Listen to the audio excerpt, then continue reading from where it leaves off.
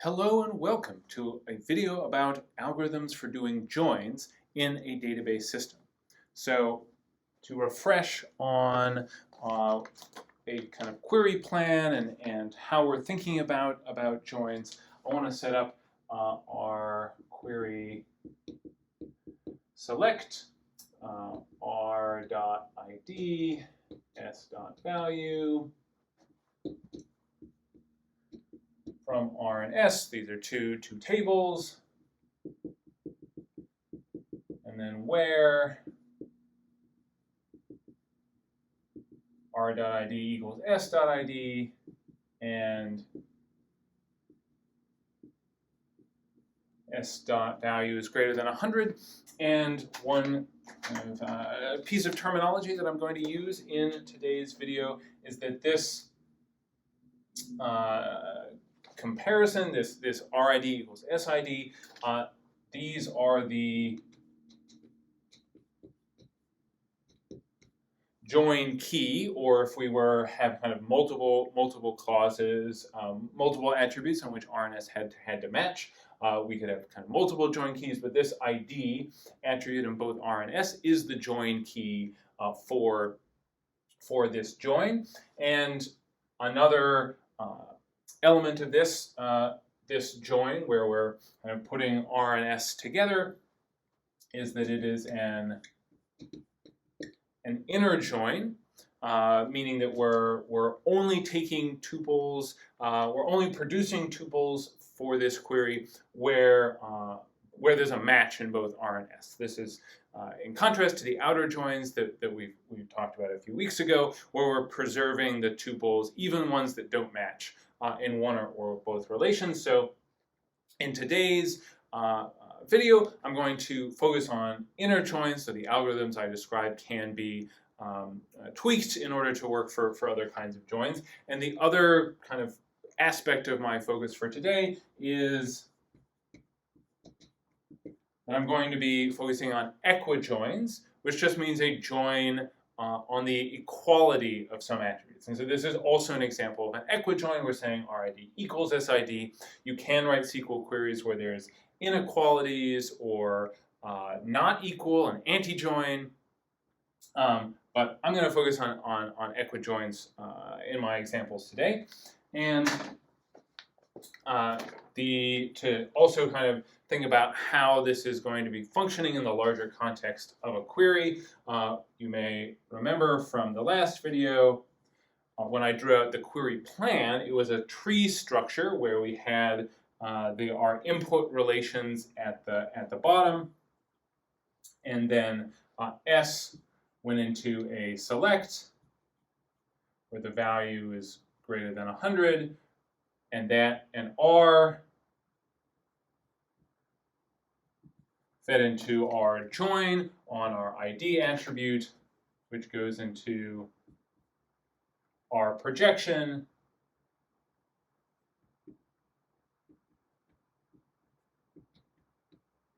of RID and S.value to get kind of just those attributes in the output. And so we'll start kind of putting all these pieces together after the break, when we talk about query plans in more depth. But an important concept is that the output of kind of each of these steps is kind of sending tuples to some other operator in this query plan. And for our joins, we want it's going to produce an output where of tuples in R and S that have been concatenated together, and such that they match on this ID attribute. And the tuples that we're sending up could be the kind of details of what's actually of what data we're actually outputting from our join to the next operator in our query depends on the database management system. It depends on the query processing model, the storage model, sometimes the query itself. And kind of the two basic categories of approaches is that we could output the data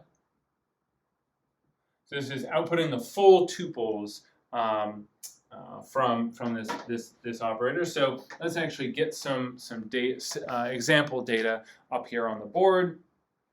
So for today's video, I've thought it would be interesting to get some data about big mountain peaks on Earth.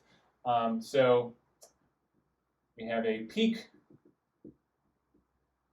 relation with ID and name, and then a peak info relation with ID, elevation, and origin. And so we have with ID 200 the Andean peak Aconcagua, and we have Kilimanjaro in Africa, Mount Everest, and Denali in Alaska. Interesting thing about Denali, some gold prospector who was a fan of then presidential candidate William McKinley started calling it Mount McKinley, and somehow this stuck for more than 100 years, and was the official name of this mountain in the U.S. for a long time. And only in 2015 did it officially go back, or was it officially changed to be called Denali, which is what the native people in that area have called it. And so I don't know, it's good that it's no longer Mount McKinley, and has this original name instead. And then on our peak info relation, we have ID 400 and the elevation of Kilimanjaro, 5,895 meters, and its origin is volcanic. And then we have Everest. It's the tallest if measured above sea level, 8,849 meters. It is tectonic in origin. We have Aconcagua, which is 6,961 meters, and it actually is kind of later in its formation tectonic in origin, but actually was originally began forming as a volcano. So the peak info relation has entries for both of these origins, and then finally Kilimanjaro, 6,190 meters, and it is a volcano. All right, so there's our sample data. So back to talking about if we were, say, joining peak and peak info on our ID attribute, and then we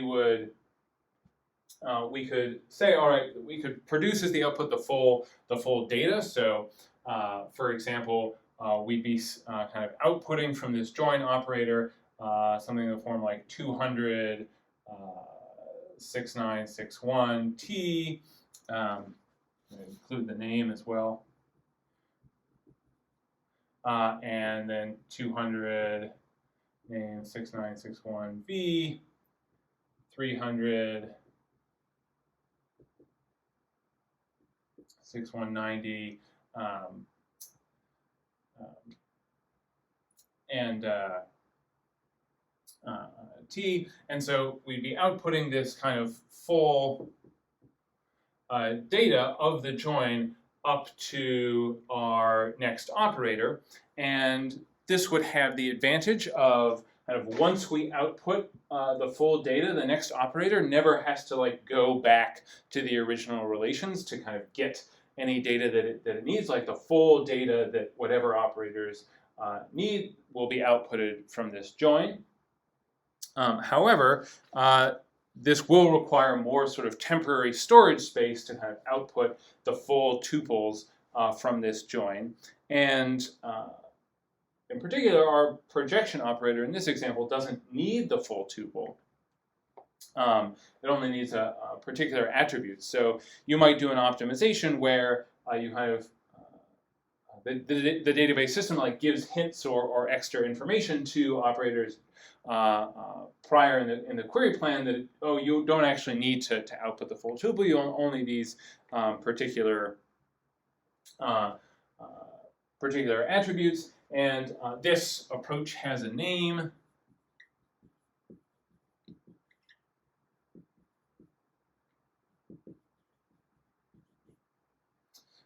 Early materialization, and materialization is a term used in database systems for kind of producing the concrete output.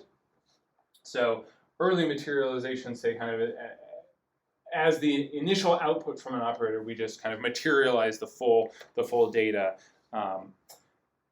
In contrast, we could do late materialization. We could not output this full data, and so what we would do instead is we would have the join key, and then we'd have like the record IDs or pointers to tell us where to go to get more data if we needed it. So we'd have like the R record ID, S record ID for this particular, for the joined tuples in each of these.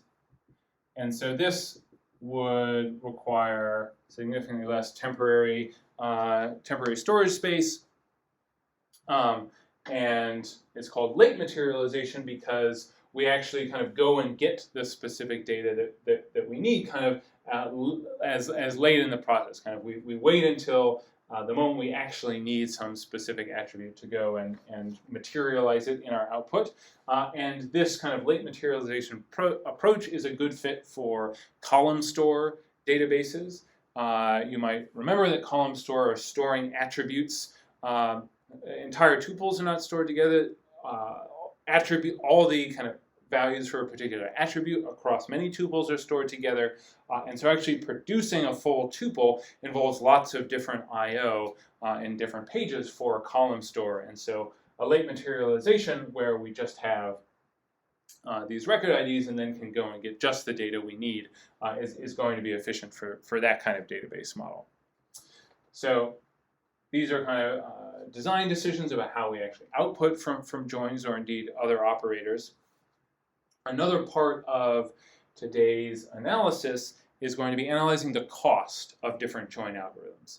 And for this, as in other cases when we analyze the cost for database operations, we're going to be concerned with disk input-output, because that's going to be the bottleneck in almost all cases in terms of how fast we can execute a given query.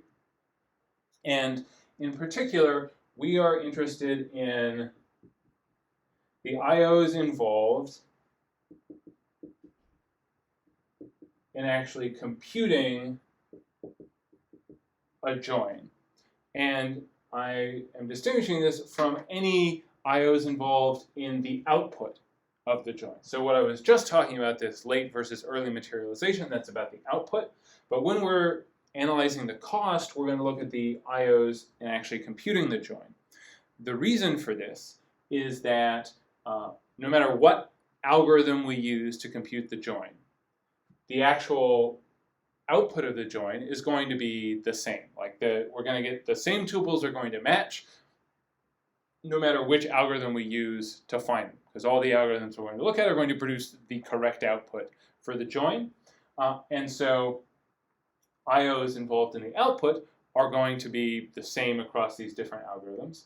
And also the number of I/Os involved in that is going to depend on the size of the output, which we don't necessarily know. We don't know how many matching tuples we're going to find. So our analysis is going to be on I/Os and actually computing the join in terms of like reading and reading inputs and writing any intermediate data that we need to compute the join. And variables that I will use in expressing the cost of a particular algorithm is going to be that we're going to say that we have a relation R, which we'll call the outer table. And in the examples, that's going to be our peak table for as I go through. And so when I'm going to do examples with concrete data to kind of show how something will work, I'll be using my peak and peak info data here. When I'm modeling the cost, I'm going to be using a running example where our outer table is going to consist of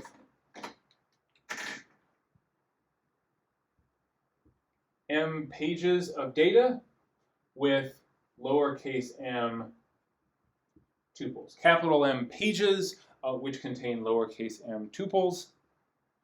And we'll have S, which will be our inner table, and it's going to have capital N pages, lowercase n tuples.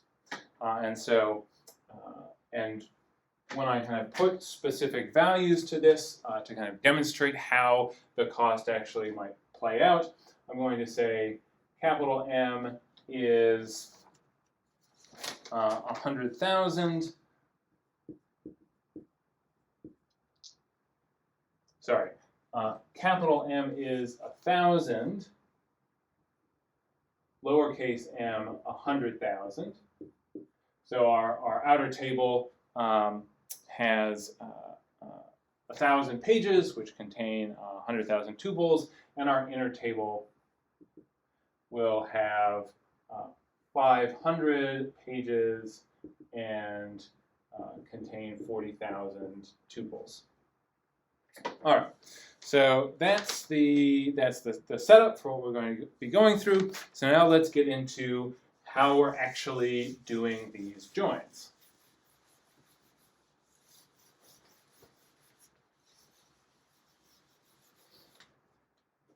All right, so our first kind of category of joins are going to be a sort of intuitive thing that you might think of if you wanted to just write some simple code to figure out matching tuples.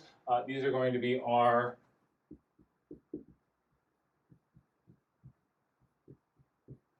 nested loop joins.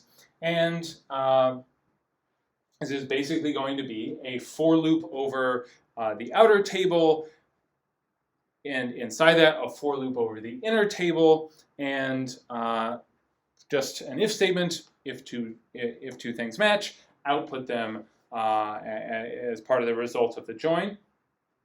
And typically, systems will always want to use the smaller table as the outer table. This can be smaller in terms of the number of pages or the number of tuples. So I have not done that in this example here, and I'll show kind of an example of the difference it can make to do it properly. And so for our kind of simple nested loop join, we're just going to do kind of maybe exactly what you would expect, where we say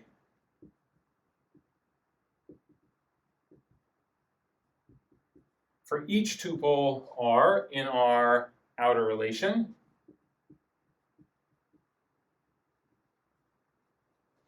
for each tuple S in our inner relation, if R and S match,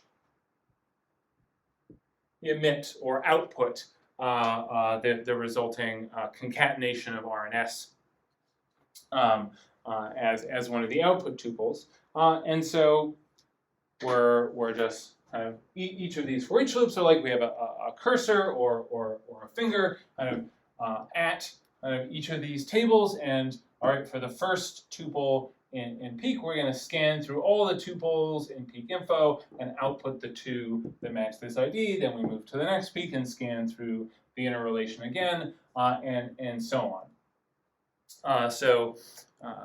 This is kind of the worst case. This kind of simple nested loop join is kind of the worst case where we're scanning through the entire interrelation for every single tuple in the outer relation. And to kind of put this, put a cost to this, we would have, we would kind of scan through our disk I/O would read in each page of our outer relation. So we're reading kind of m pages there, and then for each tuple, for each lowercase m, for each tuple of our outer relation, we are having to read all the pages of the inner relation. So this gives us capital M plus lowercase m times n as the cost for our simple nested loop join. And if we plug in these numbers to it, we get 1,000 plus 100,000 times 500, which 1,000 plus 100,000 times 500. And so this is going to give us a little more than 50 million IOs. And a reasonable approximation for how long an IO will take on a disk is something like 0.1 millisecond per IO. And so we apply that here, and we see that this simple nested loop join on these relations is going to take something like 1.3 hours in order to just join our two tables, which if we say that there are 4 kilobyte pages, then that means that these two relations together are only 6 megabytes. So using this simple loop join, this kind of worst case scenario, it's going to take us more than an hour to process 6 megabytes of data, which is pretty bad, pretty bad.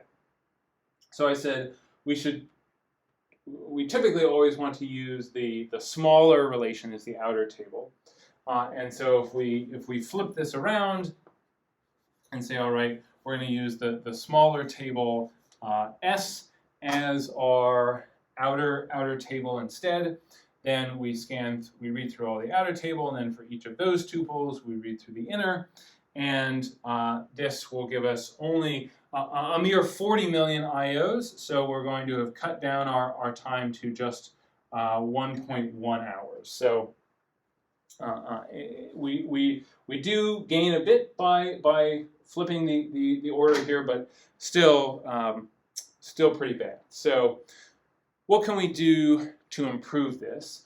Well, the real issue is that for each tuple in R, we're going through our inner relation, and we really want to take the advantage of the fact that we can kind of buffer or chunk our data in bigger increments than a single tuple. So this brings us to what will be called the block nested loop join.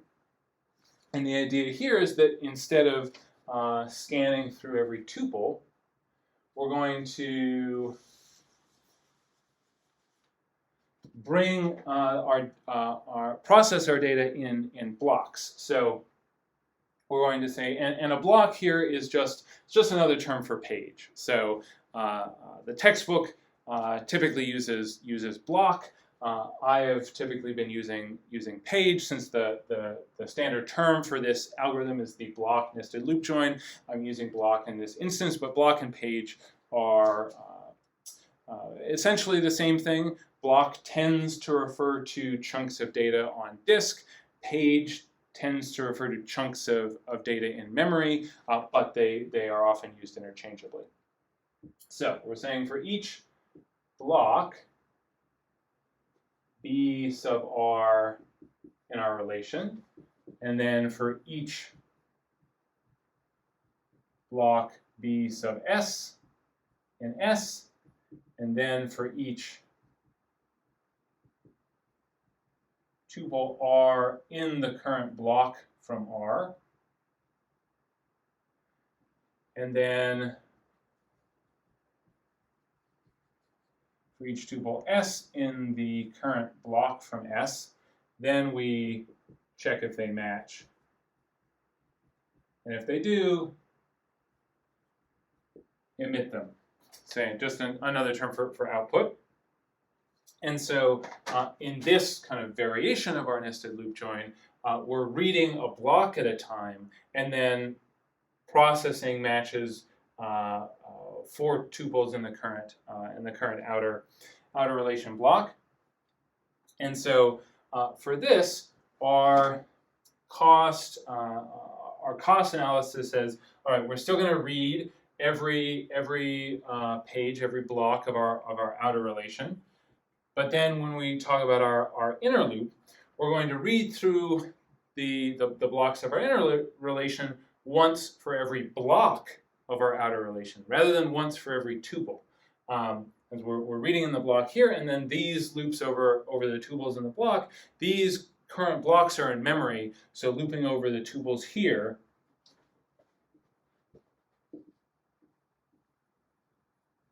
don't incur additional IOs, because reading in a block is what is going to be reading from disk. So we're going to say we're going to read through our outer relation, and then once for every page, once for every block in our outer relation, we read through our inner relation. And so we again plug in our numbers here. 1,000 plus 1,000 times 500. This is 501,000 IOs, which with our estimate of 0.1 milliseconds is going to cut down our time to 50 seconds. So we've gone from 1.3 hours to 50 seconds. That's a massive improvement, but still, we don't really want this one join operation to take 50 seconds. That's still pretty bad. We still want to make this better. So one observation we might make is that, well, we actually have room for more than one block in memory. And so if we say that we have, as I said in the examples from the last video, if we have B buffer pages, and let's just say B equals 100. We have that many buffer pages. Well, it's still the case that neither of our relations fit in memory. We only have room for 100 when our relations are 1,000 and 500. But we can take advantage of reading in much bigger chunks of our outer relation at a time than a single block, a single page. So a kind of version 2 of our block nested loop join is going to say for each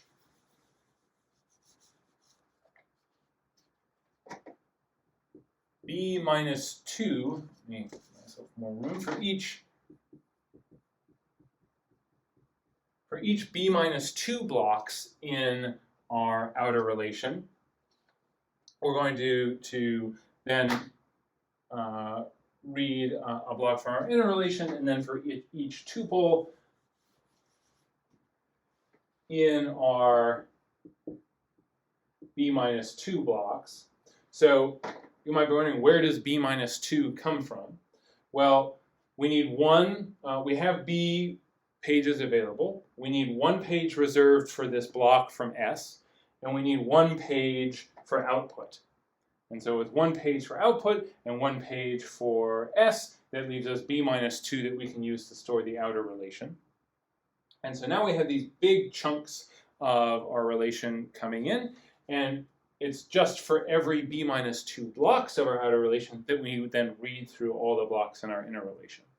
And so this is going to say we're still reading through each page in our outer relation once. We're still, for each time, for each time around the outer loop, we're still reading through our whole inner relation. But what's changed is we're now only going around this loop, kind of m divided by b minus 2 rounded up times. Because we read in b minus 2 blocks, then the next b minus 2 blocks, and so on, and maybe there's not an then there's some number less than b minus 2 that we have to read in for the last time around. But our b minus 2 here is 98 with 100 available. And so when we do 1,000 divided by 98 rounded up, we get 11 instead of 1,000. So instead of 500 and 1,000, we get 6,500, and instead of 50 seconds, we're now 0.65 seconds. So taking advantage of all the memory that we have available, and kind of buffering as much input from our outer relation as possible, we've improved the performance of our join by nearly a factor of 100. Kind of by a factor of almost equal to b, where b is the number of pages that we're able to use. And so this gets at a kind of key idea, both for joins and kind of in general in these kind of systems. We want to try and buffer as much, kind of bring in data in as large a chunks. In larger chunks can really improve performance by reducing the number of IOs we have to do. And if we think about the particular case where, say, all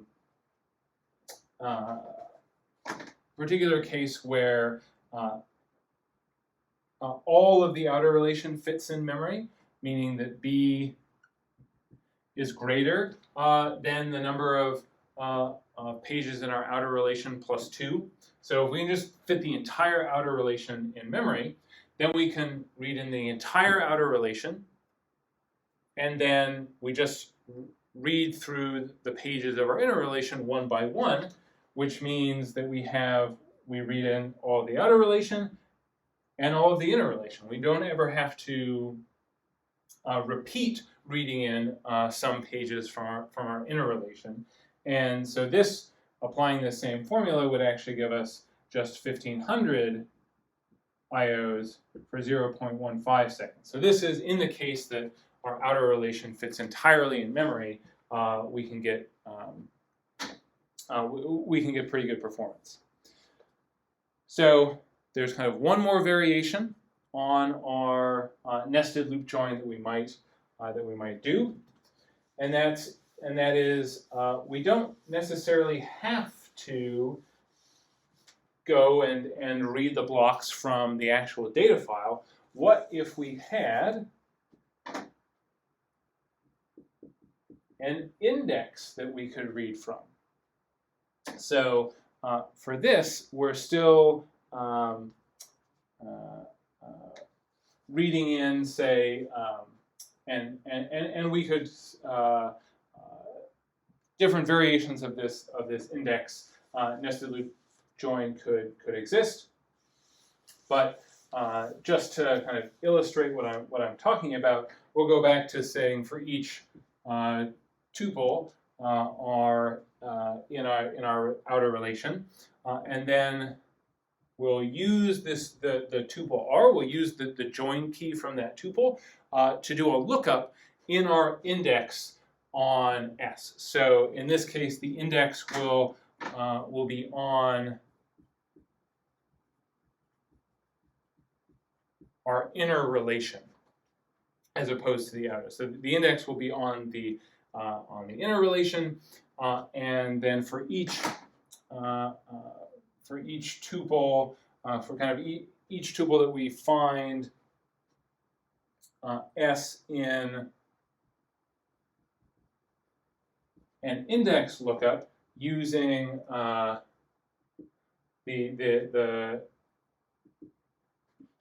guess put generically, using the kind of some attribute from our tuple R equals some attribute from our tuple S. In the example that I gave at the beginning, it would be the RID equals SID, but they could some matching, so we're doing an equijoin, so some matching attributes on there. So we go into the index and look up a matching tuple. And then when we have retrieved the tuple from this index, this is an index on the join keys. So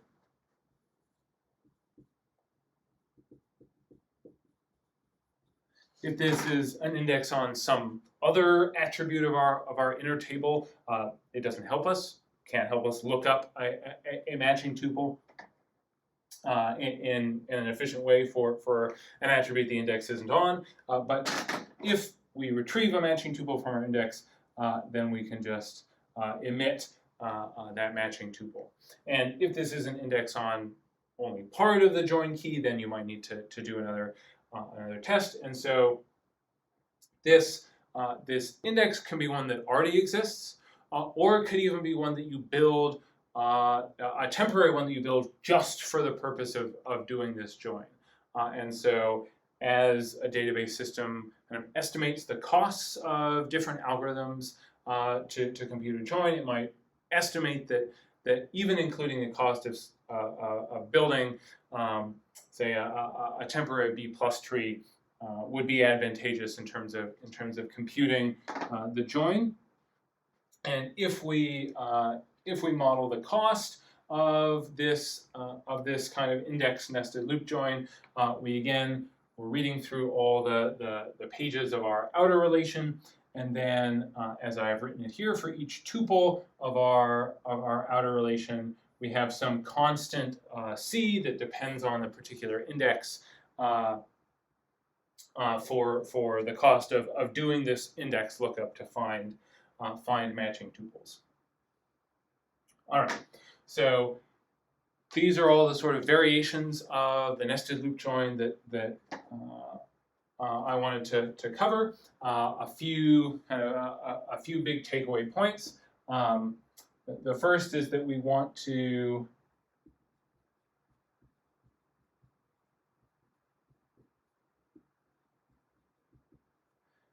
we want to pick the smaller table as our outer relation for these joins. And in particular, we saw that we can do a block nested loop join very efficiently if the outer relation fits entirely in memory. And so picking the smaller one, very advantageous for that. Kind of point number 2, related.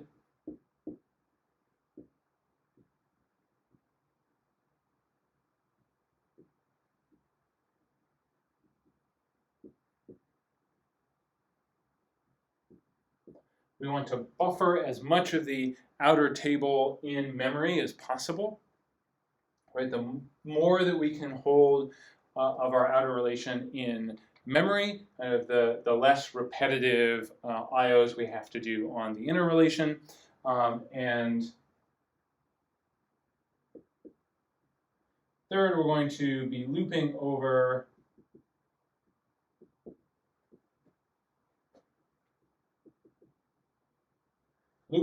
our inner table or an index on that inner table. And there's the simple one that we looked at first that was terrible, but then as we go to the block nested or index nested loop joins, they get considerably more efficient. And these are also very straightforward algorithms to implement and to reason about. So kind of pretty much every database system will kind of have as a baseline, as kind of a something that you can use in kind of all situations, some sort of nested loop join. But definitely not the only strategy.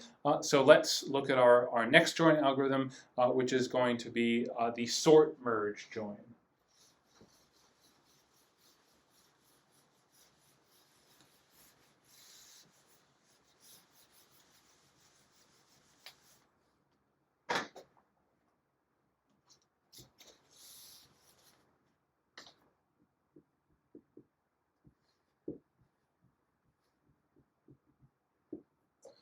All right, so our sort merge join, as the name suggests, at a high level says, all right, let's sort our input relations, and then you take advantage of that sorted order to merge them together.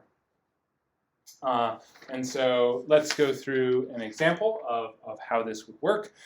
So the first kind of the first phase of our sort merge is going to be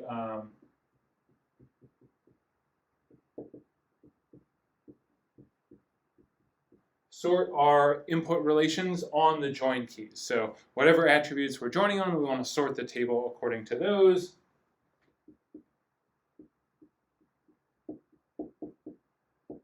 And then the second is to merge them together. And the textbook kind of the textbook reading that I posted for today contains a kind of full detailed procedure for this, but I will kind of go over a high-level version. So as our first step here says, we want to sort on the join keys, and so we will sort. Wow, that actually worked. Amazing. All right, so we've sorted our data, and now our merge step is going to be to sort of like our nested loop join, to kind of have a cursor through each of our input, now sorted input relations, and for each kind of value of the join key in the outer relation, kind of collect all the tuples with that value, and then go through each tuple, and then output kind of each matching tuple in the inner relations. But kind of our cursors will just kind of scan through each of our relations once, because we can say, all right, we're in our outer relation, join key is 100, our cursor is at the start of our inner relation. So, all right, we see a matching one, output that. So just for conciseness, I'll just write the peak name. So we output Everest, and then we advance the cursor of our inner relation. So now our outer relation no longer matches, so we advance the cursor there. We kind of collect our, we say, all right, we have one that's 200, and we keep going down if there were more in the outer relation that had the same key, 200. All right, then we start going through our inner relation. All right, 200 matches, so we output Aconcagua, and we advance this cursor. We see it matches again, so we output our second Aconcagua tuple, advance our cursor in the inner. All right, it doesn't match, so we advance our cursor in the outer. Now we have another match, output the concatenated tuple with Denali.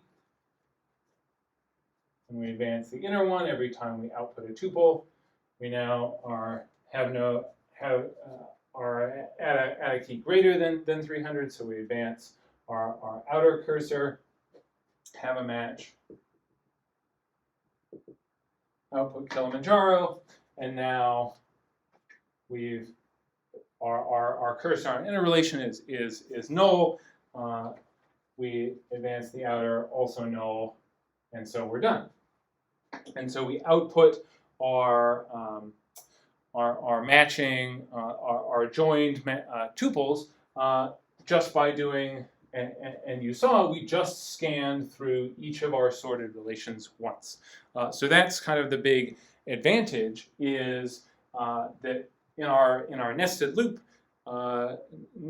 joins, we were always unless our outer relation fit entirely in memory, there was some repetition in scanning through our inner relation. We were going to have to go through it multiple times and read in the same pages more than once. But here, we don't have to do that. So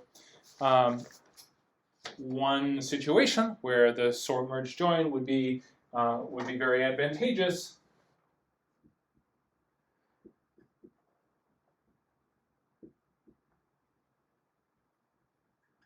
is if our data, for whatever reason, is part of the query we're executing, or maybe it's stored in a sequential file. If it's already sorted on our join keys, then we don't even need to do the sorting step. We can just do the merge step that I just demonstrated.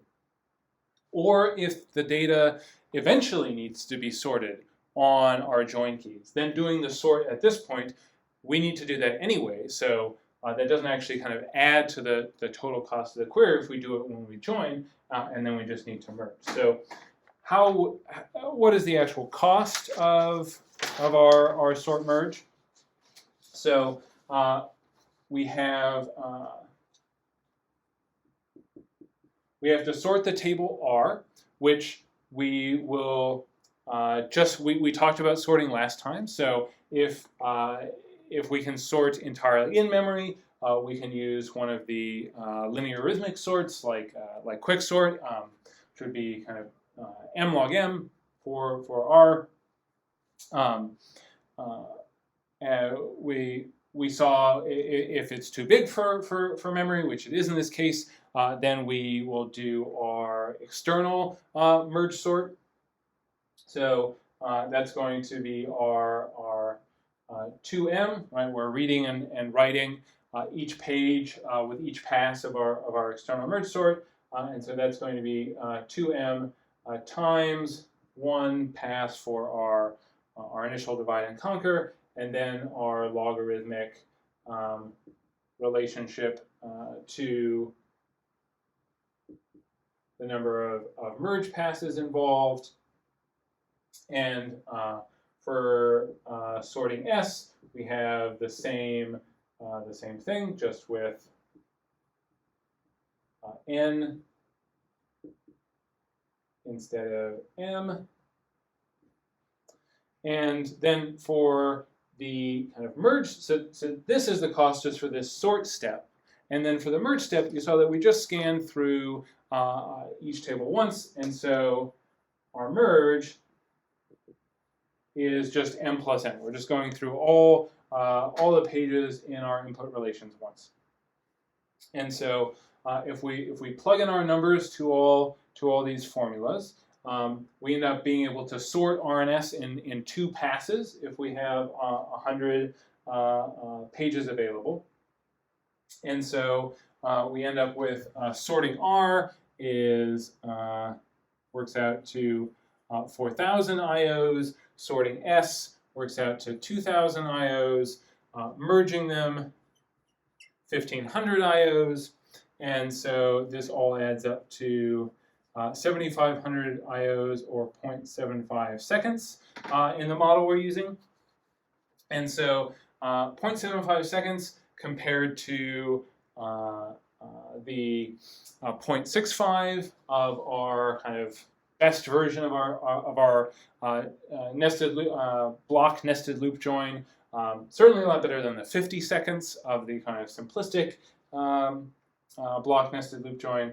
So this, if we don't need the data to be sorted, or if it's not already sorted, then this sort merge is probably not the right choice, because the sorting aspect adds a lot of potential IOs. But if we do need to sort, if it's already sorted, then this is a big win, because kind of the actual additional cost of doing the join on top of the sorting that maybe we have to do anyway is pretty small.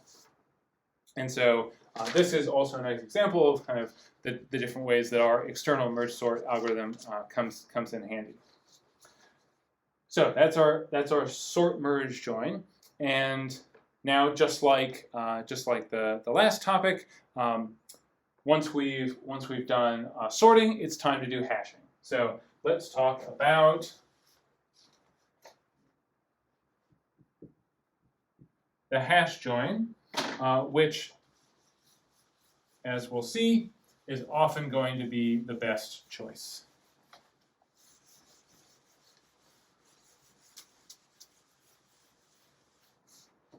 All right, so the big idea with the hash join is we are going to use a hash table to separate our input data into buckets such that when we're looking for matching tuples, we only have to look inside a particular bucket.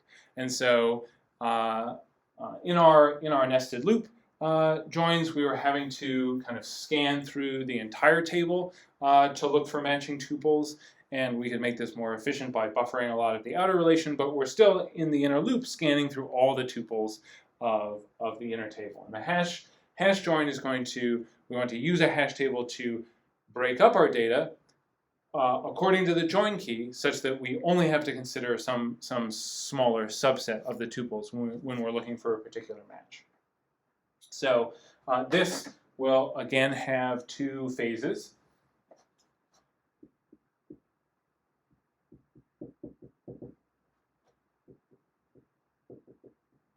The first will be a build phase, where we're going to want to go through our outer relation and build a hash table on the join keys of that outer relation. So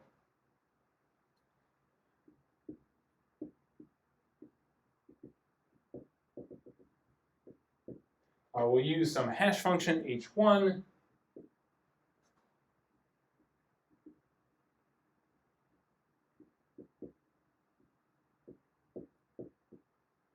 to build some hash table, which I'll call ht sub r for our outer relation.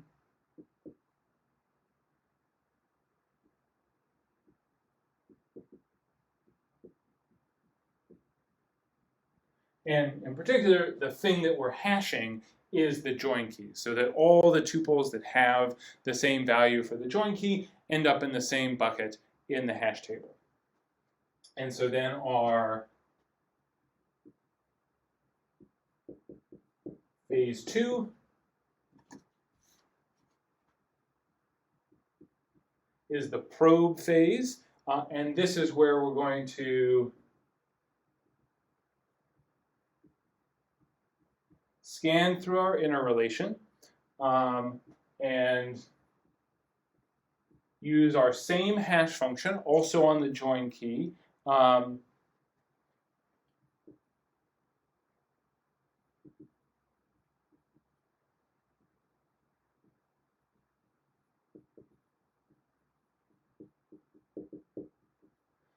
to jump to any matching tuples in the hash table that we constructed in the build phase. And so we will still need to actually compare the join keys, because due to hash collisions, this hash table, like tuples that actually have different join key values, may end up hashing to the same place. But still, instead of scanning through and kind of trying to scan through all the tuples looking for a match, we can just hash and scan through just those tuples that hash to the same place. So kind of putting this in our pseudocode, we say build. We're going to build our hash table R, and then for each tuple in our inner relation, we want to say if we find a match, if we apply the hash function, go to the hash table, find a match, then we'll output that joined tuple. So to kind of show a visualization of what this is going to look like, we'll have our relation R feed tuples into the hash function, which is going to build this hash table, which has some number of these buckets. And then in our phase 2, we feed the tuples of S into the same hash function and use that to go scan through some buckets, some small subset of the tuples in our input relation and find the matching ones. And often our database will know the size of our outer table, and so we'll be able to use a static hash table, like one that linear probing or something like that, and just like know how big it needs to make it. If we don't know the size of the outer table, which might be the case if the outer table is coming from some other operator in our query plan and we're getting one tuple at a time, something like that, then we might not know the size and we'll need to use a dynamic hash table or something like a chaining hash table where we can just kind of overflow a bucket as necessary. But it might have occurred to you that this makes a key assumption, which is that this hash table fits in memory. Because if it doesn't fit in memory, we might end up doing a lot of random I/O, right? That these different pages of the hash table, for each tuple that we hash, we might need to go and retrieve a different page from disk, and so we might be kind of jumping around to a lot of different pages of our hash table while doing this. That's not good. That's going to be really slow, and so we actually have a variation of this hash join, which the textbook calls hybrid, the hybrid hash join. It's also known as the Grace hash join because some, I think in the 1980s, some researchers in Japan built what's called a database machine. That is a custom piece of hardware specifically for running a particular database software. And they built this database machine, which they called Grace. And these same researchers also came up with this hash join algorithm. And so it ended up getting named after the machine they built, Grace, and that's just sort of stuck. So how is the Grace hash join going to function? Well, we're still going to have a build and a probe phase, but they're just going to work a little differently. So our build phase, we're going to build 2 hash tables, one for the inner, one for the outer. So we're still going to use our hash function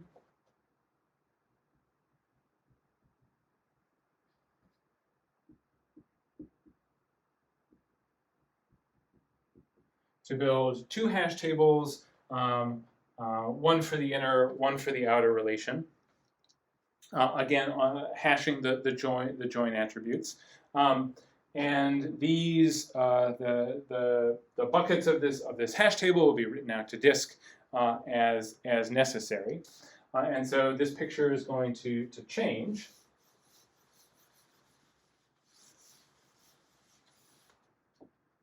Where we'll have R, we'll put it through the hash function, and we'll build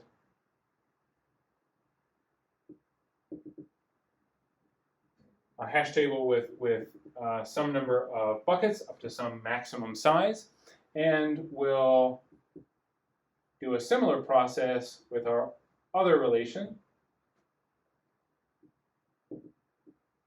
and build its hash table. And let me put some more arrows. Got to have more arrows. And then, in order to actually do the join, the probe phase, we'll bring in a pair of buckets that have the same, that are corresponding, that are the same hash value, and then we can just do a nested loop join on these 2 buckets. And so we're doing a nested loop join, but on some much smaller subset of our data. And because we're hashing on the join keys, we know that all the key, all the tuples that the ones in this bucket might match must be in this bucket. So there's an additional variation of this where it's possible that we have enough keys hashed to some particular bucket that that bucket does not fit in memory. And so we can't do this step of bringing in the corresponding buckets to join them. And so we might have this situation where we just have kind of too many, a lot of overflow, like three buckets worth of stuff hashing to location 1. And so what we can do is we can do what's called recursive partitioning. And what we'll do is we'll take these buckets, give them to a different hash function, and this hash function will, so this was 1, this was max, and so this hash function will separate these out into like one prime, one double prime, one triple prime. And so we kind of have recursively partitioned this down into chunks that will actually fit in memory. And then when S, we go to our first hash function, it might go to a bucket that's 0. Might go to a bucket down here that's max, and we can still do exactly what we were doing before, bringing in the corresponding pair. If it goes to 1, then we'll feed it into the second hash function, and then maybe it ends up in a bucket that corresponds to our recursively partitioned one triple prime. So then we kind of bring in the corresponding pairs of these recursively partitioned pieces in order to do the join. So let's talk about the cost for our hash join. And so our partitioning phase, we're just reading through the pages of our input relations, and for each one we're hashing it, we're putting it in a bucket, and then we're also writing these buckets in the hash tables out to disk. So we're for our build,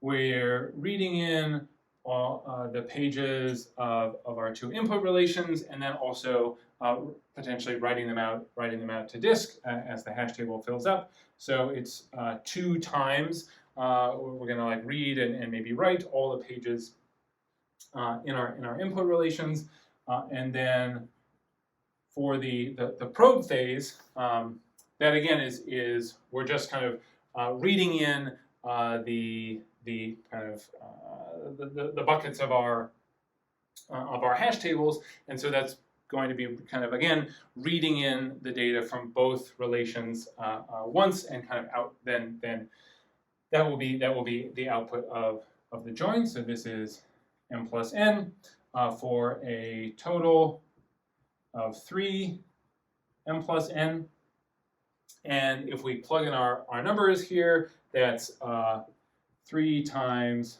1500 is 4500 is 0.45 seconds. And so all the algorithms that we've looked at, with the exception of a nested loop join when the outer relation fits entirely in memory, this is the most efficient of the ones that we've looked at. And this is what will typically be true in practice, that a hash join is going to be the most efficient. So to sort of give you some takeaways. When it comes to joins, hashing is king. Hashing is going to be better than sorting in basically all cases, except when the data is already sorted or needs to be sorted as part of the query. In that case, sorting is going to win. And a good database system for that reason is going to be able to reason about both of these options and kind of use either one, or even both within the same query kind of as appropriate to develop the most efficient plan. All right, so we have learned about joins, bringing data together harmoniously, kind of restoring data that was split apart into separate tables into its original form. And so look forward to kind of putting all these pieces together when we start talking about query plans next week. And I look forward to your questions. Oh, the void coming down from the top, didn't we do that in the advanced SQL video? Oh man, I need a vacation.